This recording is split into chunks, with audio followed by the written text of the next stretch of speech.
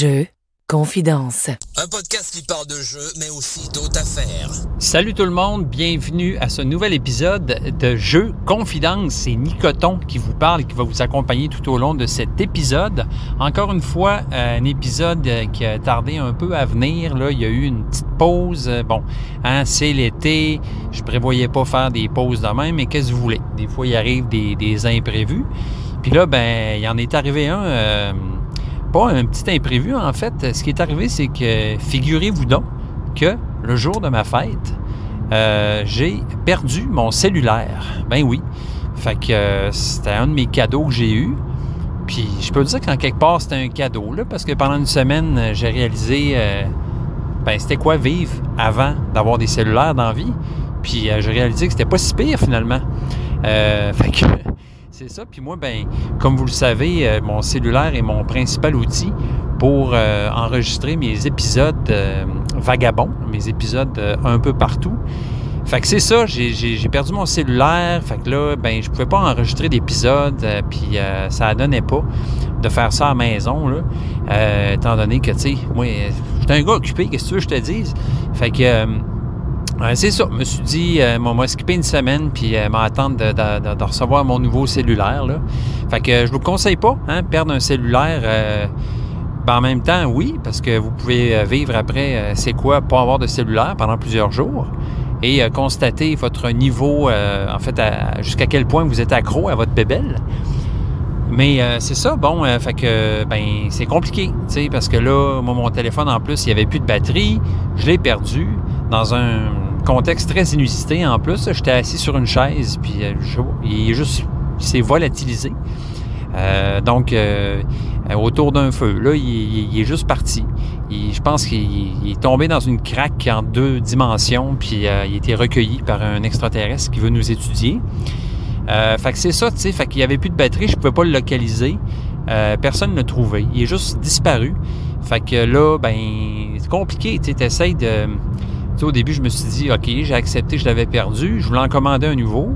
Puis là, la plupart des sites où tu veux rentrer, ils veulent t'envoyer des textos pour ton code. Tu peux pas rentrer parce que tu n'as pas ton code, parce que tu n'as pas ton texto. Bref, compliqué en tabarouette. Puis moi, je fais affaire avec une compagnie de téléphone qui est quand même en général très cool parce que c'est pas cher. Mais je viens de comprendre pourquoi c'est pas cher, cette compagnie-là. C'est que le service à la clientèle suce énormément. C'est vraiment de la chenoute. Donc, tout est par chat. Tu as accès au début à un chatbot. Puis là, moi, à la fin, j'étais écœuré. J'écris juste « Je veux parler à un être humain, s'il vous plaît. » Puis là, ils te mettent en file d'attente. C'est long, c'est compliqué. Bon, bref. J'ai fini par réussir. Me suis racheté un sel pas trop cher, là, comprends-tu, avec les mêmes fonctionnalités pour pouvoir continuer à faire mon podcast. Puis, c'est ça. Tu sais, une nouvelle carte SIM. Bref, je vous épargne les détails, même si je vous en ai déjà dit quelques-uns. Cela dit, oui, c'était ma fête ces derniers jours. Donc, puis j'ai eu des beaux cadeaux.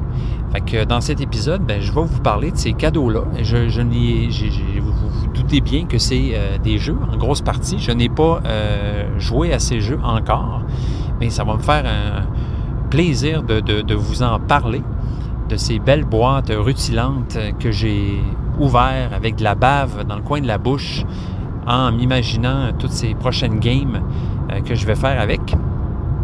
Sinon, c'est ça. Ça va être un épisode avec des belles expériences ludiques à vous raconter. J'ai aussi découvert une couple de jeux là, sur BGA que je vais vous parler. Là, des petits jeux de cartes, en fait. J'ai comme réalisé que sur BGA, souvent, c'était ça les jeux, je sais pas si c'est les plus fun, mais en tout cas, tu sais, des petits jeux de cartes, ça se traduit bien en jeu à l'écran. Fait que ça va pas pire. Je vais vous parler de ça. C'est un jeu qui s'appelle Line It, puis Mind Up. Donc, 2 jeux que j'ai éprouvé pas mal, moi, vous dire, là, ces derniers jours, puis que j'ai bien aimé ça. Sinon, on a eu une amie à la maison. On a joué à plein de jeux avec. Ça a été une journée formidable. Donc, je vais vous parler de ces jeux-là auxquels on a joué. Donc, entre autres, Libertalia, le jeu Seasons, donc un jeu qui ça fait très longtemps qu'il niaise sur mes tablettes. On avait joué une partie jadis, mais jamais rejoué depuis.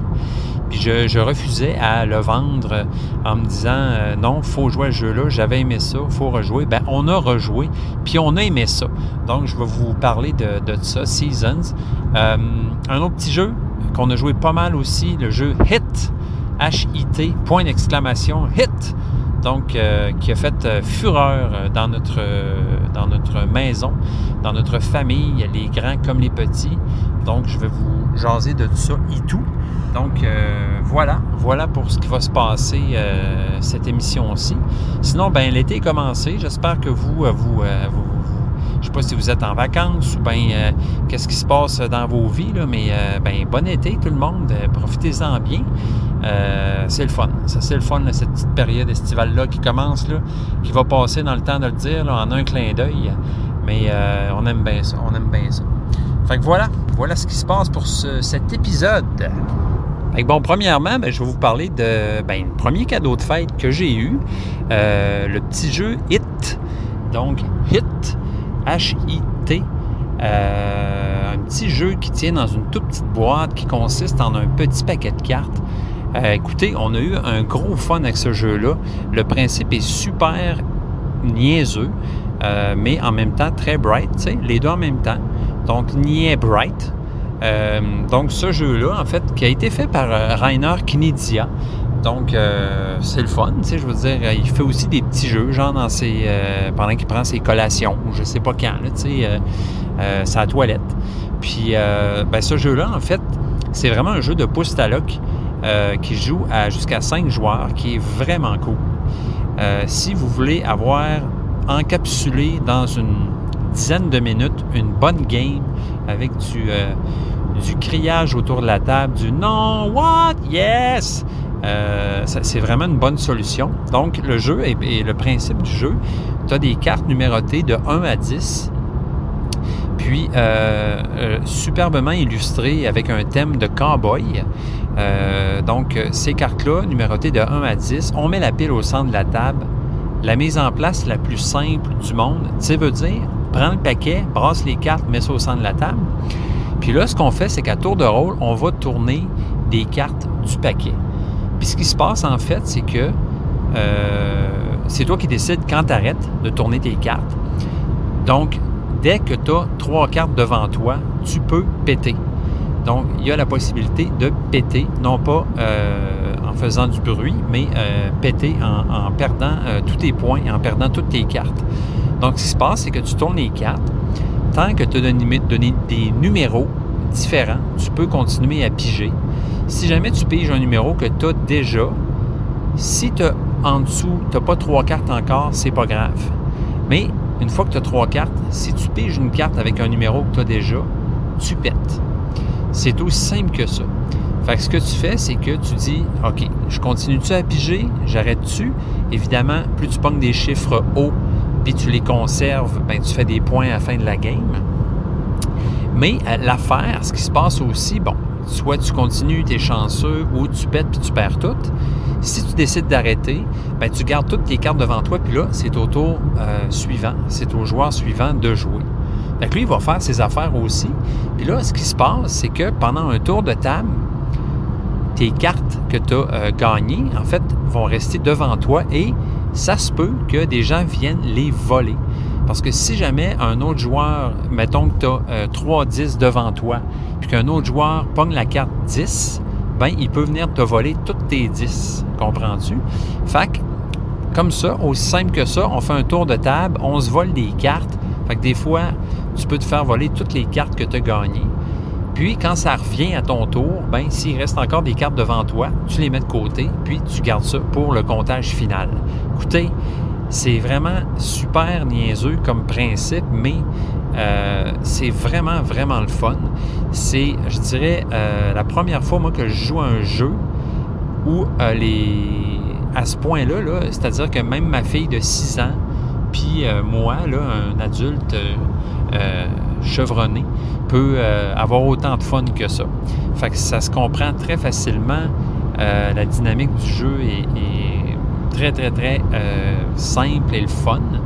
Donc, voilà, un jeu à essayer. En fait, c'est un super beau cadeau de fête. Je suis très content.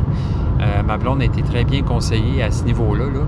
Donc, on ne dit jamais non à des beaux petits jeux de même. Sinon, à ma fête, je vais vous parler des autres jeux que j'ai eus. Moins en détail, bien sûr, là, parce que j'ai pas joué. Je les ai juste un peu, comment on dit ça, furetés. Je les ai juste un peu explorés. Donc, j'ai eu aussi le jeu Revive. Revive, un jeu édité par Matago. Lui, ça, c'est un jeu que ça fait un bout que j'avais dans le collimateur. Je sais que ça fait un certain temps qu'il est sorti en Europe. On peut dire que Revive, c'est un euro dans un contexte post-apocalyptique. Donc, le jeu, le thème du jeu, là, ce que j'ai entendu dire, est plus ou moins intégré dans les mécaniques du jeu. Mais il reste que les mécaniques sont vraiment, vraiment très cool. Ce qui fait que c'est pas bien grave si tu te sens pas complètement immergé dans le jeu pendant que tu joues. Donc, je vais vous dire ça, là. Revive, c'est un jeu. C'est un jeu. Donc, Revive 8.2 sur 10 sur BGG, quand même, hein, 8.2. Un jeu de 2022, c'est ça. Fait qu'il est sorti l'année passée. Donc, où tu dois 5000 ans après la chute de l'humanité refaire la civilisation. Donc, ce qui va se passer, c'est que tu vas sur un board explorer, populer des endroits. Tu as des cartes, en fait, que tu vas pouvoir utiliser selon le côté de la carte que tu vas utiliser. Ça va changer. Des capacités. Bref, c'est un euro assez complexe avec beaucoup de parties, en fait. Mais le tout a l'air très harmonieux. Comment je peux dire ça? La couverture du jeu, c'est partagé, là. C'est cute, mais bon, le jeu en tant que tel, il est beau, mais il faut que tu aimes le style, là, je dirais. Donc, les illustrations puis tout, ça a bien de l'allure, mais c'est ça. Ça peut... c'est pas tout le monde, je pense, qui vont peut-être triper sur ce genre-là. Mais voilà, j'ai lu les règlements. Mais là, il faut que je relise ça, évidemment, puis que je l'essaye, là. Puis je vous en parlerai très bientôt de ce jeu-là. Je vous le promets. Sinon, un autre jeu que j'ai eu, que ça faisait un bout que je voulais, mais que j'hésitais. J'ai hésité beaucoup. Parce que, c'est un co-op. C'est ça, moi, comme je vous disais, les co-op, dans mon coin de pays, c'est des jeux que je joue solo. Mais là, celui-là, ma blonde avait l'air de dire que peut-être que ça y tenterait d'essayer. Là. Sinon, j'ai un autre bon candidat pour jouer. Là. C'est mon père, en fait, avec qui j'ai joué des jeux un peu de ce type-là qu'il pourrait aimer. Là. C'est Sleeping Gods. Donc, c'est ça. Hein, tout le monde connaît ça, Sleeping Gods. Là, il y a un jeu qui a fait énormément parler de lui. Donc, un jeu assez hallucinant. Là, je veux dire, le gars qui a fait ce jeu-là, donc, c'est assez impressionnant, là, la quantité de travail qu'il y a dans le jeu-là. Un autre 8.3 sur 10, là, fait que c'est un autre jeu qui a super bien scoré. Donc, 13e au niveau thématique, puis overall, 54e. Fait que ça, je peux dire que j'ai vraiment, vraiment très hâte d'essayer ça. Fait que c'est ça, c'est un jeu vraiment, c'est une campagne là, qui dure... on voyage sur un bateau avec une équipe, là, un équipage sur la Wandering Sea. On explore, on vit des aventures. Fait que c'est très thématique. Il y a beaucoup d'histoires mêlées à des mécanismes là, comment on pourrait dire ça, de gestion de main. Puis des choix narratifs qu'on doit faire là-dedans, tout ça. Donc, bien hâte d'essayer ça. J'ai hâte de vous en jaser un petit peu de mon impression.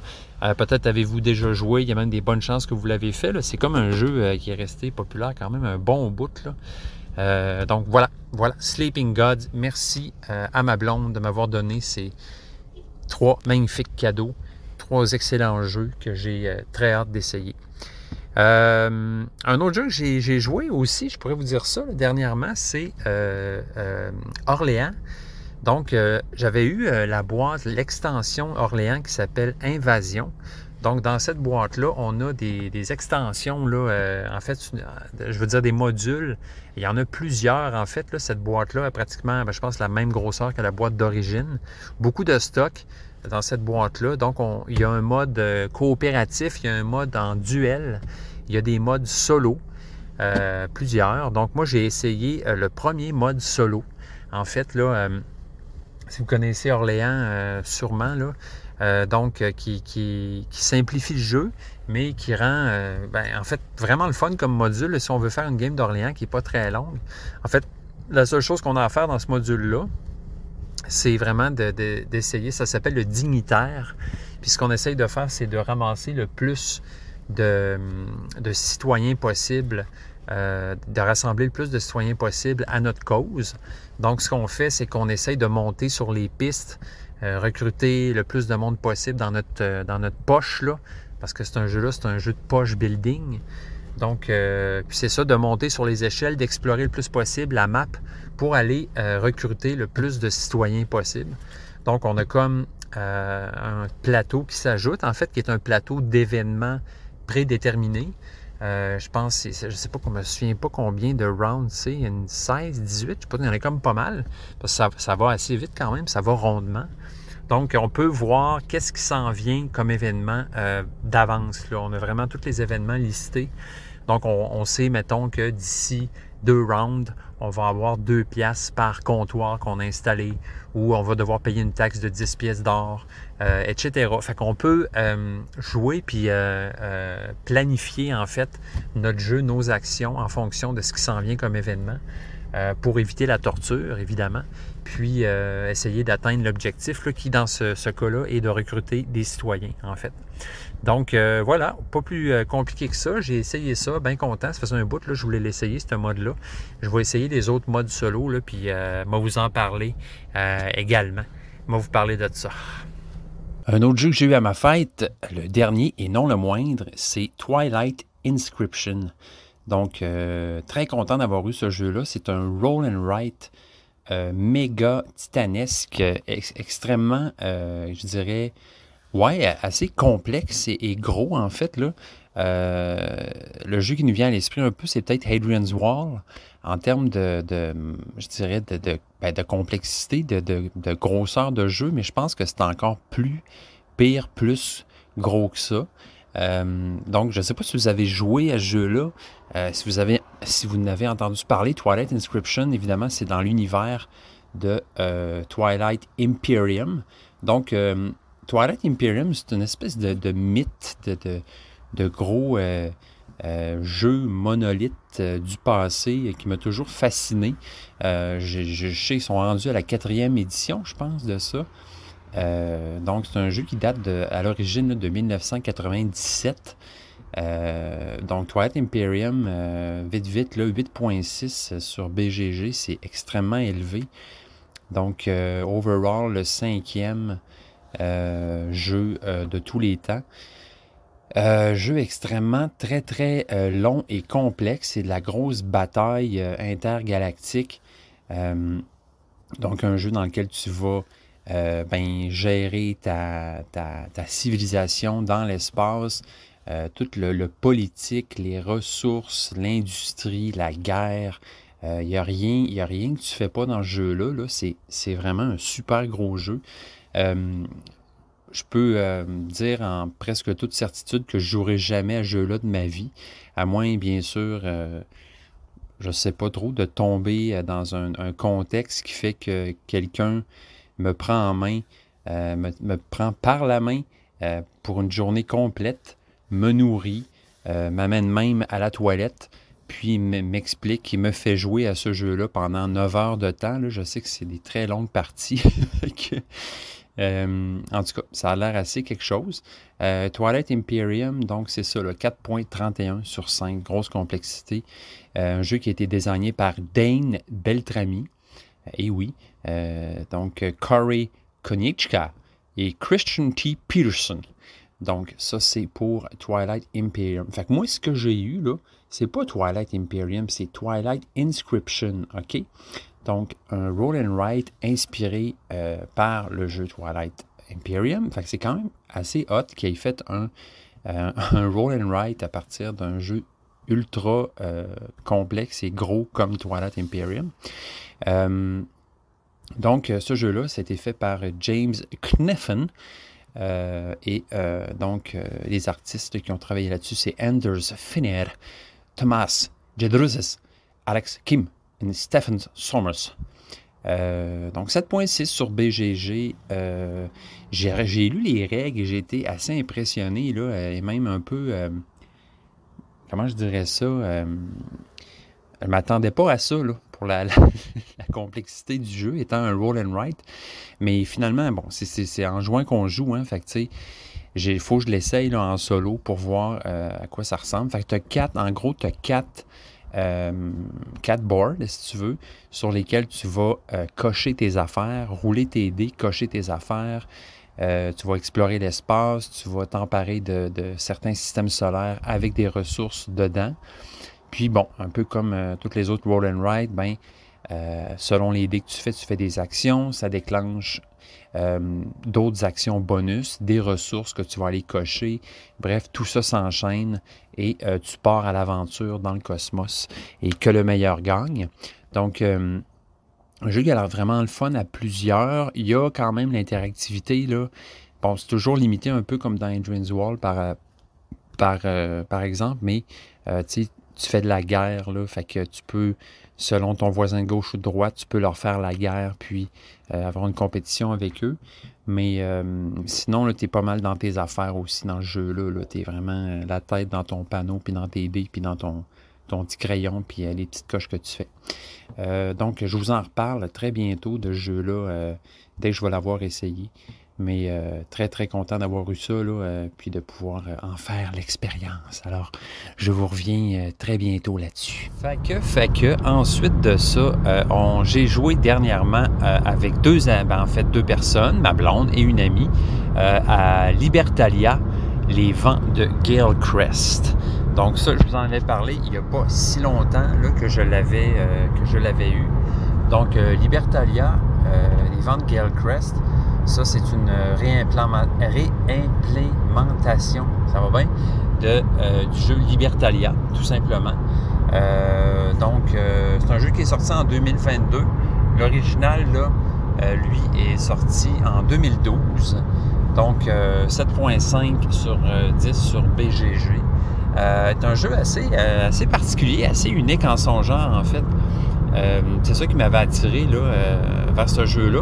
Puis c'est ça, quand il est sorti, bon, en 2012, ça avait quand même bien pogné. Mais finalement, l'histoire, c'est qu'à un moment donné, il n'y en avait plus. Le jeu était plus trouvable, finalement. Puis Stig Meyer de Stonemaier Games, là, il a décidé de reprendre le jeu, de le refaire, de l'améliorer, puis de le ressortir avec une belle peau neuve.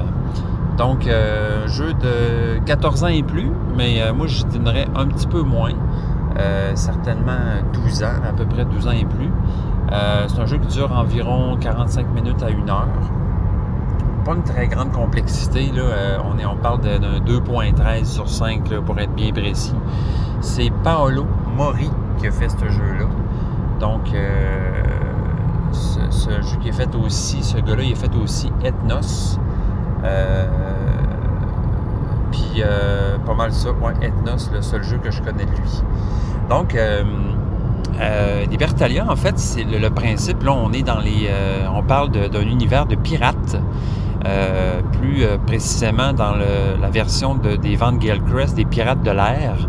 Mais bon, on s'entend que bon, des pirates, c'est bien suffisant. D'avoir ajouté des pirates qui sont dans les airs, c'est une petite fantaisie, mais ça ajoute strictement rien au jeu.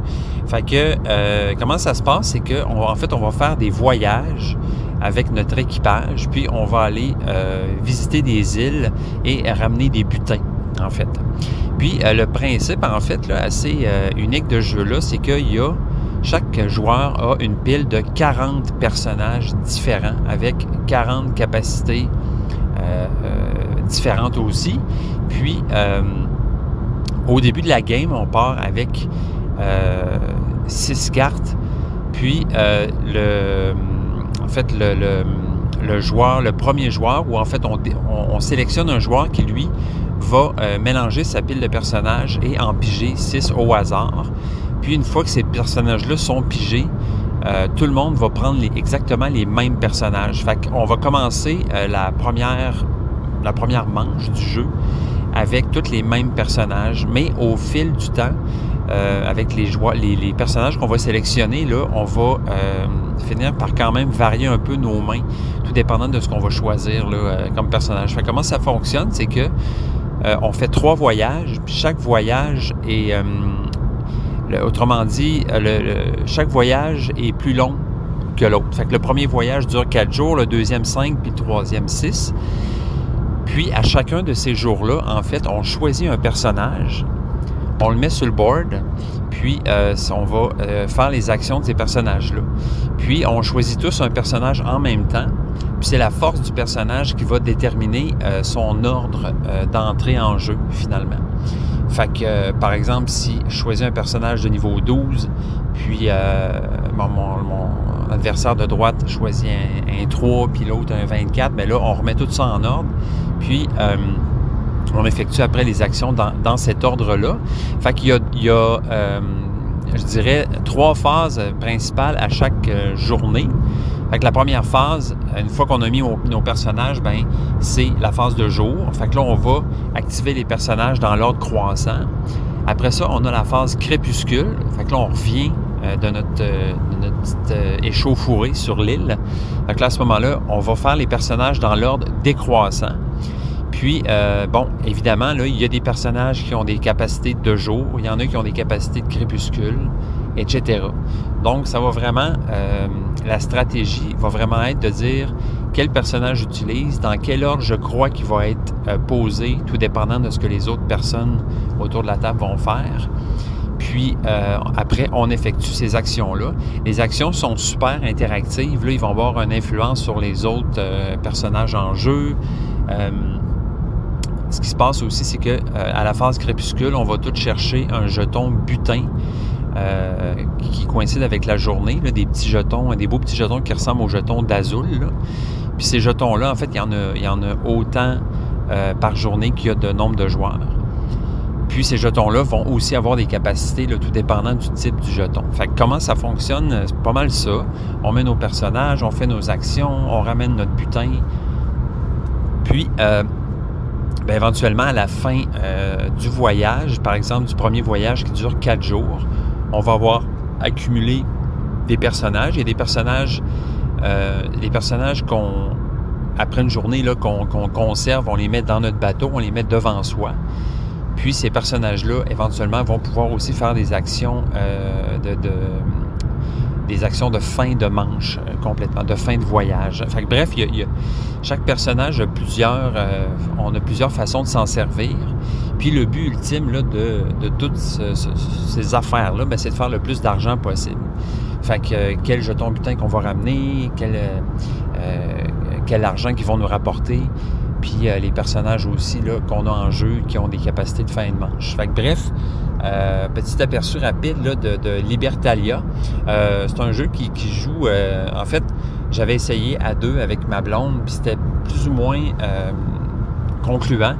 Parce que, bon, quand tu es à 2, il faut que tu rajoutes un troisième personnage fictif ou un peu AI, là. Mais là, on a joué à 3, puis déjà là, c'était beaucoup plus le fun. Fait que c'est ça que je m'étais fait dire, là, en fait, c'est que ce jeu-là gagne vraiment à être joué en gang, autrement dit, avec plusieurs personnes. Puis déjà à 3 joueurs, là, c'était plus le fun, il y avait plus d'interactivité, puis tout.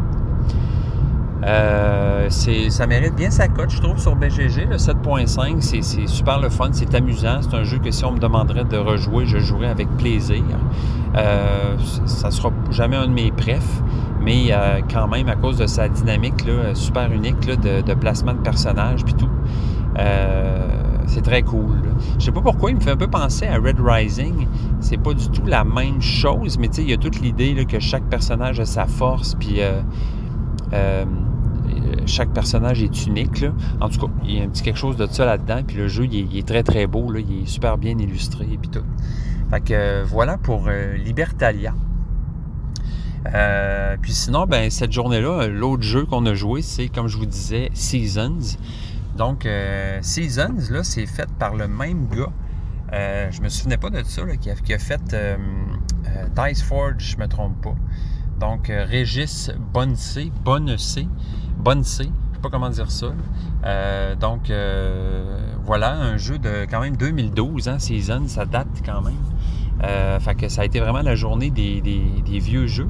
Mais c'est pas un jeu qui fait son âge, je trouve, tant que ça m'a surpris qu'il date de 2012 parce que c'est quand même un jeu super bien.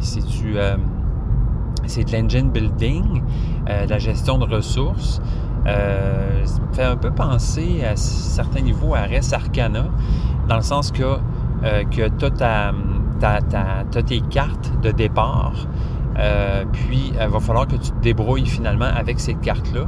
La seule différence, c'est que là, tu peux aller chercher des nouvelles cartes si tu veux, mais quand même, là, tu pars avec tes cartes de départ. Tu as le jeu se déroule sur 3 années, puis à chaque année, tu vas débloquer des cartes que tu as eues au début de la game. Donc, ces cartes-là, tu vas les drafter normalement au début de la partie. Là, nous, on n'a pas drafté parce que c'était quand même une première partie, puis on voulait quand même se familiariser avec le jeu. Fait que c'est ça, en fait, le principe de Seasons. En fait, ce qui est cool, c'est qu'on a une roue au centre de la table qui est divisée en sections. En fait, la roue représente une année, donc 12 mois. Puis, cette année-là est divisée en 4 saisons. Fait qu'il y a un pion qui va se promener autour de ce plateau-là pour nous dire où on est rendu dans l'année. Puis, selon la saison où on se trouve, ben, on va lancer des dés, des super gros dés, des beaux dés. Fait qu'on a toujours un dé de plus que le nombre de joueurs. Fait que donc, à chaque manche, on lance les dés. Le joueur actif lance les dés. Puis, on choisit chacun un dé qui va nous donner soit des ressources, soit une augmentation de notre pouvoir d'invocation. Ils appellent ça comme ça. Le pouvoir d'invocation, c'est le nombre de cartes que tu peux avoir devant toi. Autrement dit, que tu peux activer. Fait que au début, on a 0, puis plus on monte, bien, plus on peut placer des cartes devant soi en les payant avec des ressources, bien sûr. Sinon, ben, on peut aussi gagner des cristaux, en fait, qui se trouvent à être un peu les points de victoire là-dedans. Là. Donc, les cristaux à la fin de la game, c'est ça qui va déterminer qui gagne. Tout au long de la partie, on peut cristalliser des ressources pour nous donner des cristaux de plus. Puis là, ce qui est intéressant, c'est que le taux, le taux d'échange des cristaux et des ressources va se modifier au fil des saisons. Donc, mettons, à l'été, je sais pas moi, la plume va valoir 3 cristaux, alors qu'à l'automne, elle va en valoir juste un. Fait que, tu sais, il y a toute cette planification-là de dire, OK, j'ai telle ressource, je vais les cristalliser, mais pas tout de suite, parce que rendu à l'automne, par exemple, ça va me faire 3 fois plus de cristaux. Là. Tu catches, tu vois l'affaire. Là. Fait que, voilà. Donc, les cartes sont super intéressantes. Les pouvoirs des cartes sont très cool. Moi, par exemple, j'avais des cartes qui n'avaient aucun pouvoir, mais qui valaient extrêmement cher à la fin de la partie. Autrement dit, parce qu'à la fin de la game, là, les cartes nous rapportent des cristaux aussi. Puis bon, ces cartes-là avaient aucun pouvoir, coûtaient quand même cher, mais m'amenaient full de cristaux à la fin de la game. Fait que c'est intéressant, là, cette dynamique-là. Bon, j'ai moins de pouvoir que toi, mais je planifie pour la fin de game, puis tu sais, j'ai plus de cristaux. Plein d'interactions entre les cartes. On peut aller piger des nouvelles cartes. Par exemple, va piger 4 cartes, garde-en une, jette les autres. On peut enlever des cristaux aux autres personnes. Fait que c'est super interactif les pouvoirs dans ce jeu-là. Puis, ce qui est intéressant aussi, c'est que quand on choisit nos dés pour aller chercher nos ressources, puis tout, évidemment, là, le joueur actif choisit en premier, puis après, on fait le tour de table. Puis le dernier joueur a toujours le choix entre 2 dés. Puis le dé qui reste, lui, va déterminer comment le pion des saisons, autrement dit, le pion qui indique on est rendu où dans l'année, va avancer. Fait que des fois, on n'avance pas juste de 1 mois, on peut avancer de 2 mois, de 3 mois. Fait que tout d'un coup, la game, ça va plus vite qu'on pensait. Puis là, on a moins de temps pour ramasser les ressources qu'on voulait, par exemple, ou faire les actions qu'on prévoyait faire, mettre les cartes qu'on voulait mettre devant soi, etc. Puis, des fois, ben, il y a certains pouvoirs qui vont reculer le pion d'avancement de l'année. Fait que des fois, on peut ralentir, même reculer l'avancement de la game. T'sais, on peut modifier la vitesse de la partie comme ça. Vraiment très cool ce jeu-là, sérieusement. Là, je sais pas le succès que ça a eu quand ça a sorti dans le temps. Je sais pas si ça a été un jeu populaire, j'en ai aucune idée, il faudrait que je check un peu. Mais moi, j'avais acheté ça, je me souviens, je pense qu'il était en vente, puis c'est un jeu qu'évidemment, on voit tout le temps dans les tablettes, puis on se dit, coudonc, c'est-tu bon ce jeu-là? Ça fait un bout que ça existe, puis tout. Puis même un bout, je me demandais, je le vends-tu, parce qu'on était quand même une couple d'années sans jouer. Mais finalement, wow, ok, non, vraiment, vraiment super le fun. Moi, je réalise que j'aime beaucoup ces jeux-là, là, comme Res Arcana aussi, là, gestion de ressources, on essaie de se dépatouiller avec les cartes qu'on a. Puis là, ce qui est intéressant aussi dans Seasons, là, c'est que, au début, on a 9 cartes, 3 par année. Puis, évidemment, là, les cartes pour notre année 2 et notre année 3, ben, ils sont barrés. Finalement, on ne va pas les avoir tant qu'on n'est pas rendu à l'année qui coïncide. Puis on choisit, en fait, dès le début, on draft nos cartes, on a nos 9 cartes, puis là, on choisit l'ordre des cartes, l'ordre dans lequel on va avoir nos cartes. Fait que dire, OK, je vais garder ces cartes-là pour la deuxième manche, puis je vais garder ces cartes-là pour la 3e année, tout ça. Fait que tout ça, c'est vraiment super le fun. Ça encourage, je trouve, à jouer beaucoup, puis à se familiariser avec le jeu, puis avec les cartes. Les cartes, il y en a quand même pas mal. Nous, on a joué avec les cartes, tu vois, il y en a une trentaine pour les débutants. Là, il y en a une trentaine de cartes différentes qui sont pas nécessairement uniques, dans le sens qu'il y a plusieurs copies de certaines cartes. Puis, ce que le jeu il dit, c'est que quand on est rendu assez expérimenté avec le jeu, on peut utiliser les autres cartes là, qui vont de jusqu'à 50 ou 60, je ne me trompe pas, avec d'autres cartes avec des pouvoirs là, uniques, plus complexes, qu'on peut ajouter là, pour doubler le plaisir. Fait que, ouais, j'aimerais bien ça, je le souhaite en tout cas de rejouer à ce jeu-là plusieurs fois, si ça se peut. Je sais que c'est rendu un peu un défi maintenant là, avec le nombre de jeux qu'on a, mais de me familiariser avec les cartes de ce jeu-là, parce que j'ai comme le feeling que plus on joue, plus on a du fun, puis plus on peut, ben c'est ça, utiliser différentes stratégies, là, tout dépendamment des cartes qu'on pige, puis qu'on se draft. Fait que voilà pour Seasons. Très belle expérience de jeu et je vous le conseille si jamais vous aimez ce genre de jeu-là. Là. Je ne sais pas s'il se trouve encore en boutique, sûrement, mais bien aimé ça. Mais sinon, ben, dans mon aventure BGA, j'ai découvert 2 jeux bien le fun. Ça, c'est en plus de des autres parties que je joue en tour par tour là, depuis plusieurs jours. C'est fou, ouais, vraiment, là, jusqu'à quel point on peut changer d'avis sur un truc, là. Autant que ça me disait rien avant, mais je pense vraiment que c'est lié à mon rythme de vie qui a changé, guys, là. Dans le sens que maintenant, ben, je travaille, moi, tu sais, comme ben du monde, puis une fois de temps en temps, il y a un ordi pas loin, fait que là, je m'en vais regarder ça, je fais quelques tours à ma petite partie d'arnaque, puis ma petite partie des châteaux de Bourgogne, puis Anachronie, puis tu sais, c'est cool. Tu sais, une fois de temps en temps, ça prend pas trop de mon temps, puis en même temps, ça me permet d'apprendre des jeux, de me pratiquer, puis d'avoir du fun. Fait que bien le fun.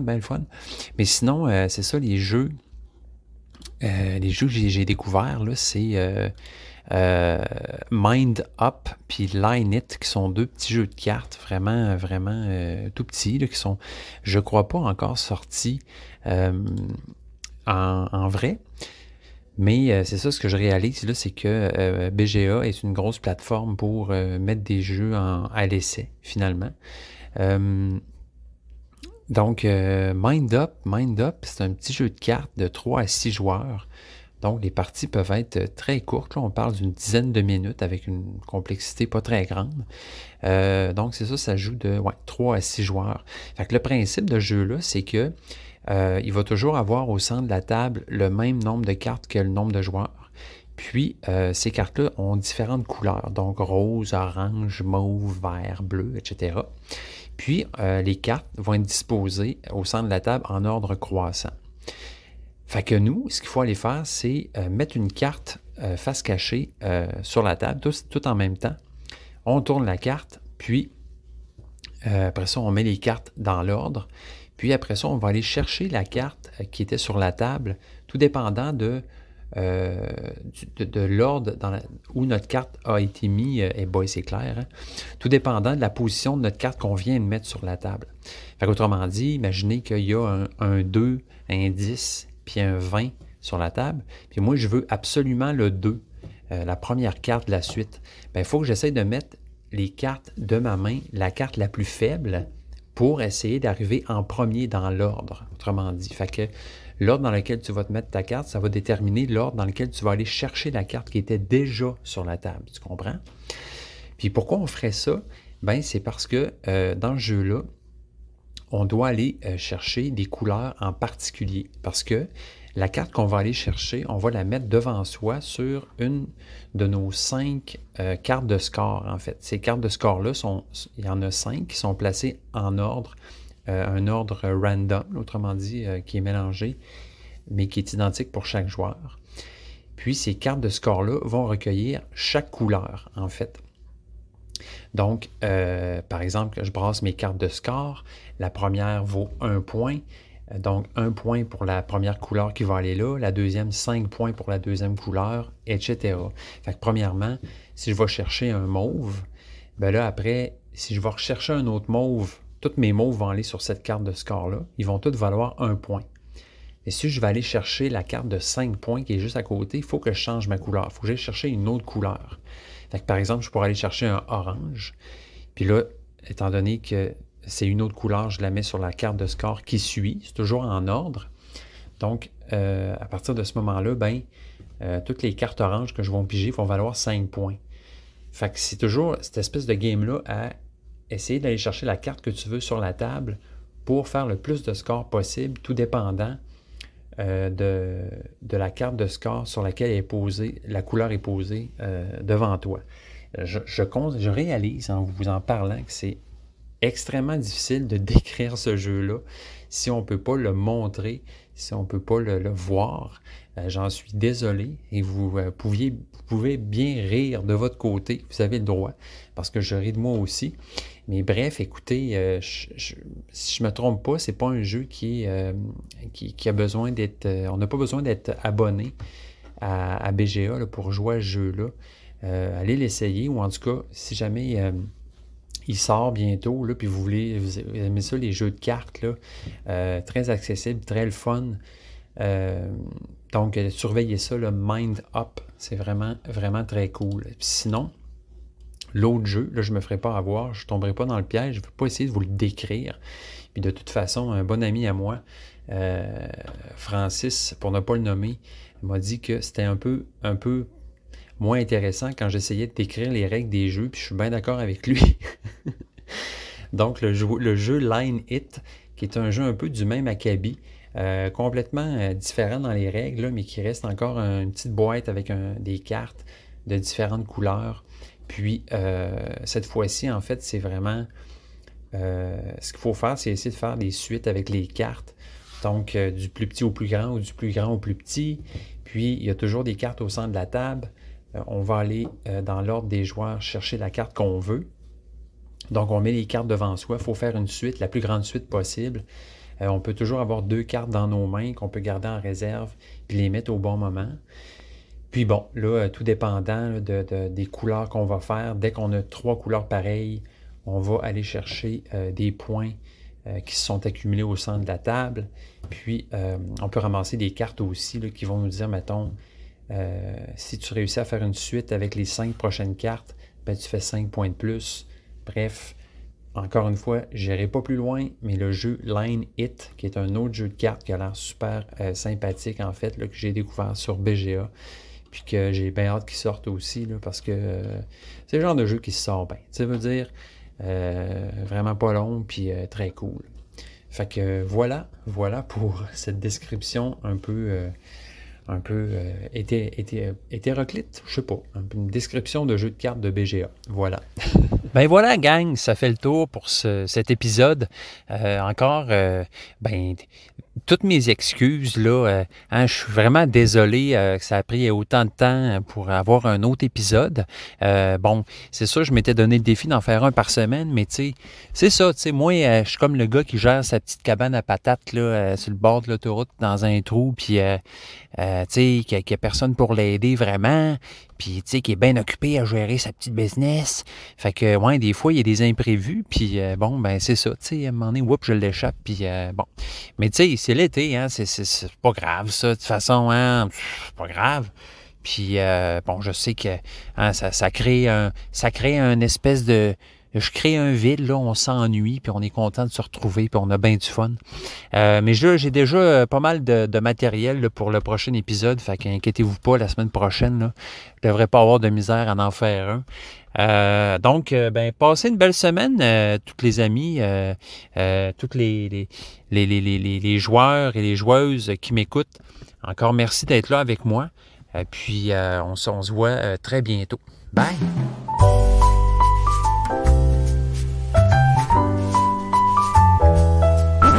Jeux confidence à commercial gmail.com